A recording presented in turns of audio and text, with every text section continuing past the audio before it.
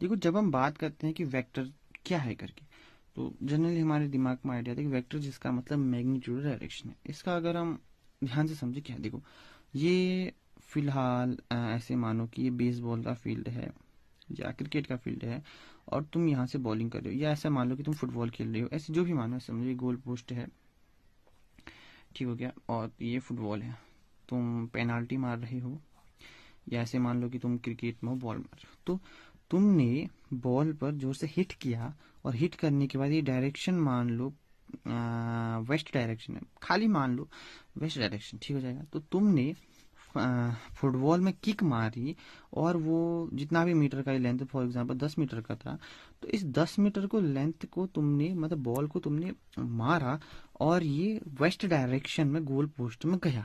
मतलब मेरे कहने का मतलब है कि जो तुमने बॉल पे मारा उसके पास मैग्नीट्यूड क्या था, 10 मीटर का, और डायरेक्शन क्या थी, ईस्ट वेस्ट डायरेक्शन। मतलब ये समझो कि ये जो 10 मीटर का मेरे पास लेंथ मैग्नीट्यूड था और डायरेक्शन वेस्ट थी, तो ये क्या कहलाएगा, वेक्टर। मतलब कि तुमने जो बॉल पे मारा तो 10 मीटर ट्रेवल करने के बाद वह गोल पोस्ट में जो वेस्ट डायरेक्शन में था वहां पे गया। समझे, तुमने वेस्ट डायरेक्शन में 10 मीटर मारा, तो वही क्या कहलाएगा, वेक्टर। मीन्स वेक्टर जिसके पास मैग्नीट्यूड यानी कि वैल्यू है, उसके पास लंबाई है, मैग्नीट्यूड प्लस डायरेक्शन है कि किस डायरेक्शन में वो लंबाई गई है।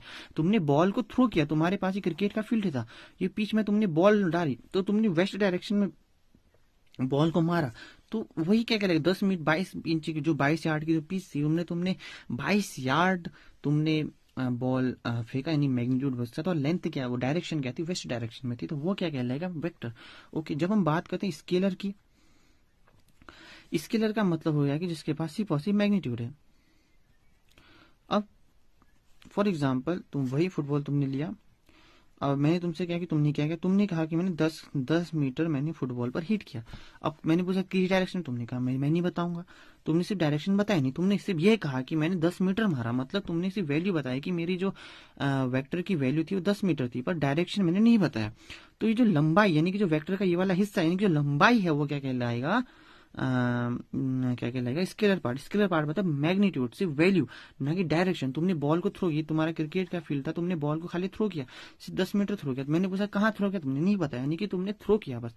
तुम बस 10 किलोमीटर दौड़े, तुमने कहाँ दौड़ा, किस डायरेक्शन में, तुमने नहीं बताया, तो ये क्या कहलाएगा, मैग्नी स्केलर क्वांटिटी। मतलब मैंने खाली एग्जाम्पल वैसे लिया, कोई भी पार्ट, कोई भी क्वांटिटी जहां पर मैग्नीट्यूड के बारे में चर्चा हो रही है वो कहलाएगा स्केलर, और जहां पर मैग्नीट्यूड के साथ साथ डायरेक्शन की बात हो रही है वो क्या कहलाएगा, वेक्टर। मैंने तो अभी एक सिंपल केस लिया, बट वेक्टर का मतलब वही है कि जिसके पास मैग्नीट्यूड प्लस डायरेक्शन, और स्केलर का मतलब है जिसके पास सिर्फ और सिर्फ क्या हो, मैग्नीट्यूड। ओके, तो यानी कि जो अगर हम जो नॉर्मली वेक्टर को इससे दर्शाते हैं, तीर के पास से कैप, कैप का मतलब हो जाएगा ये डायरेक्शन को शो कर रहा है, और ये वाला हिस्सा क्या कहलाएगा, ये कहलाएगा मैग्नीट्यूड।